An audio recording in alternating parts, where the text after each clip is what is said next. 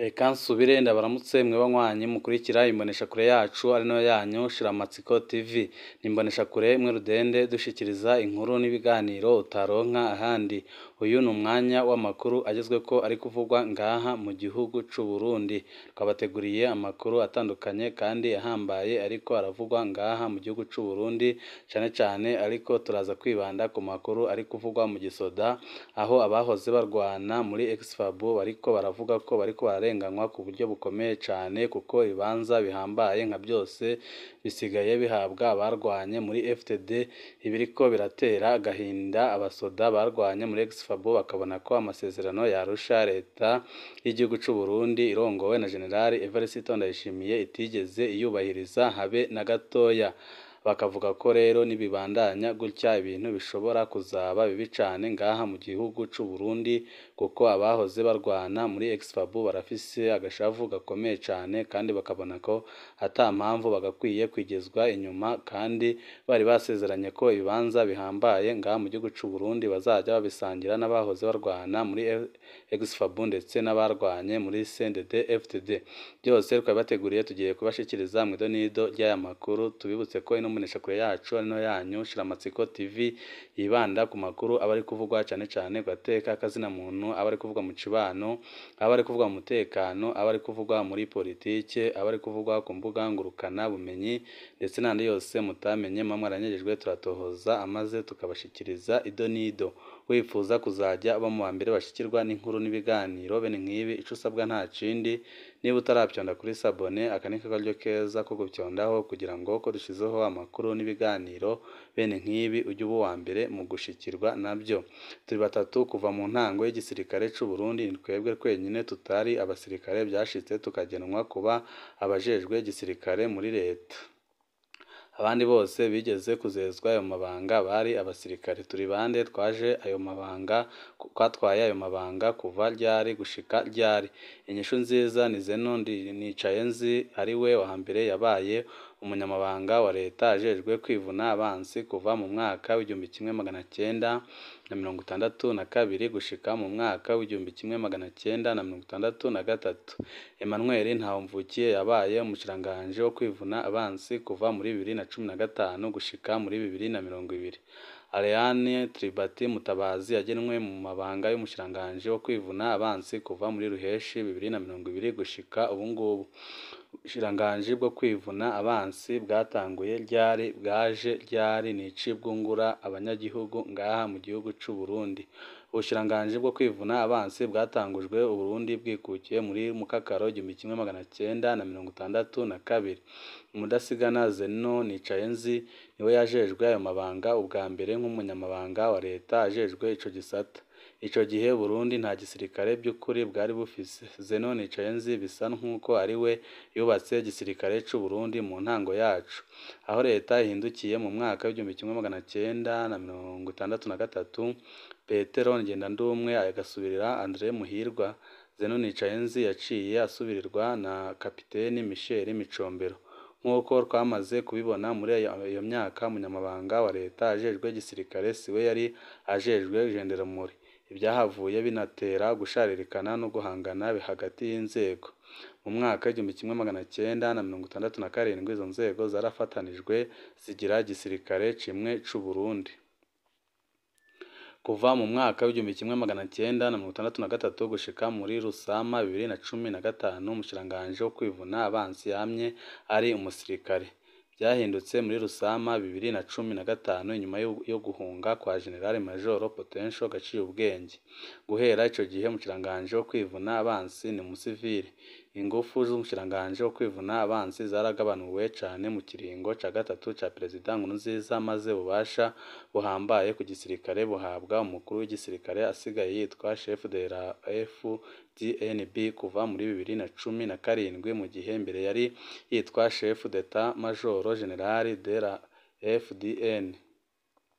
Mu bijanye no kungene leta yubatse amasezerano ya Arusha avuga ko ubushikiranganji bwo kwivuna abansi be n'umushikiranganji araba igipolisi badasangira ubwoko, ariko muri ino minsi byarahindutse ku buryo bukomeye cane, ariyo mpamvu abahoze barwana muri ex-FABU bafise agashavu gakomeye cane, bakabona ko leta irongowe na General Evariste Ndayishimiye itigeze yubahiriza amasezerano ya Arusha, kuko ibyo ayo masezerano yavugaga hafi ya byose leta ntishaka kubikurikiza, kandi byari bikwiye kuba ari byo bifatirwaho mu kungene igihugu gitwarwa.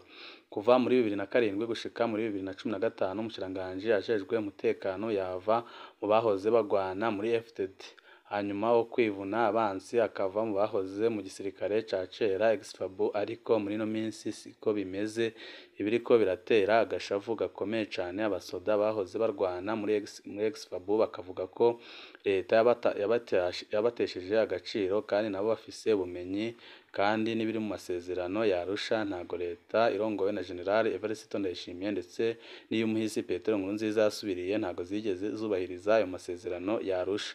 Hagati ya 2015 na 2020 aba ex-FABU baratakaje ikibanza c'umushikiranganji wo kwivuna abansi, hasubirizwa umusivile yegereye cane CNDD-FDD Emmanuel Ntahomvukiye, ariko aba FDD bo bagumanye umushikiranganji w'umutekano General Bunyoni.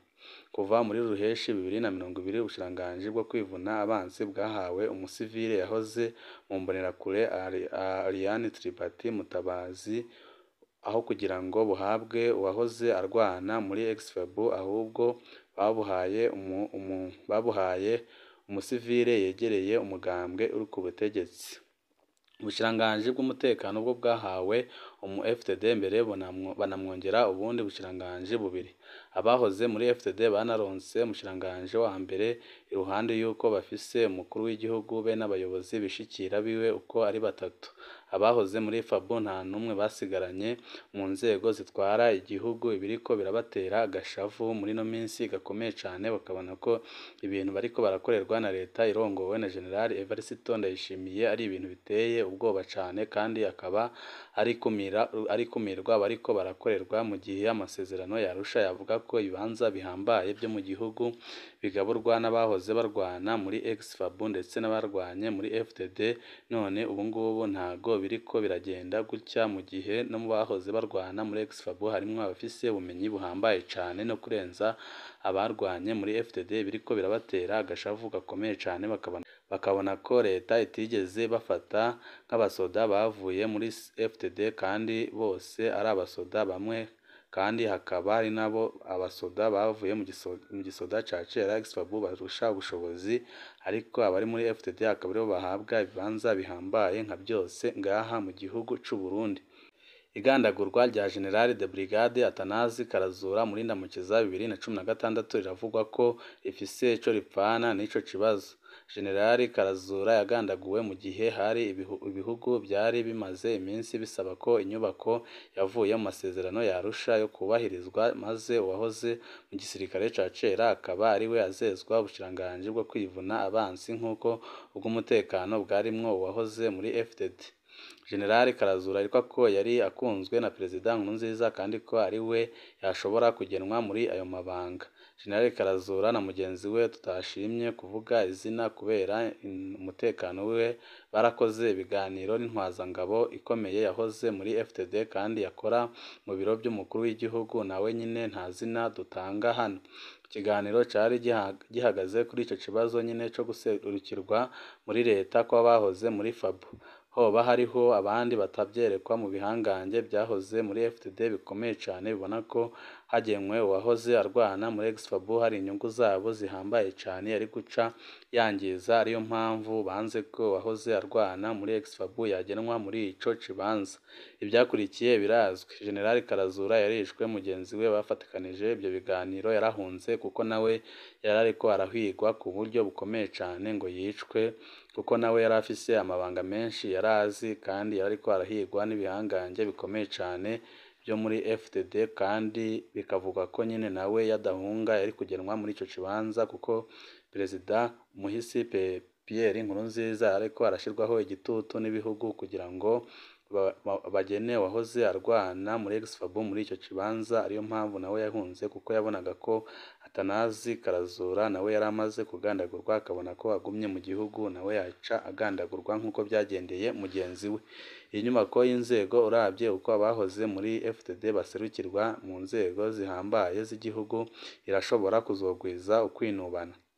Amasezerano ya Arusha avuga ko injyane z'u Burundi zamye ziva ku kwikumirana mu nzego bikabyara ko habaho umurwi urondera kwihariza ubutegetsi maze hakaba abandi bumva ko bakumiriwe nabo bagaca baharanira ubutegetsi uko bashoboye kose, ariko byagiye bigenda mu myaka yashize ari nako bigiye kugenda muri ino minsi kuko abahoze barwana muri Exfabo rwose bashizwe inyuma kandi amasezerano ya Arusha atomora neza uko igihugu kigomba gutwarwa, hakavugwa ko ibibanza bihambaye cyane ngaha mu gihugu cy'u Burundi bigomba guhabwa abahoze barwana muri Exfabo ndetse n'abahoze barwana muri FDD. Muri kino gihe abahoze barwana muri FDD baragenwa mu burongozi bwa leta, mu burongozi bw'amashyirahamwe ya leta atandukanye menshi cyane kandi ahambaye cyane ngaha mu gihugu cy'u Burundi, mu gihe bagenzi babo bahoze muri Fabo batera bibagirwa kandi atari uko batagira ubumenyi. Ikitavuzwe cyo ni abahoze barwana muri FNL. Abahoze barwana muri FNL bo ntibavugwa kuko bamwe muri bo baranyuruzwa, abandi bakagandagurwa, abandi bakirukanwa mu mirimo yabo kuko nyine leta irongowe na Perezida Evariste Ndayishimiye ntago ibakeneye. Ibyo bintu abarongoye igihugu barakwiriye kubyitwararika bigakosorwa ntihabe umwana n'ikinono.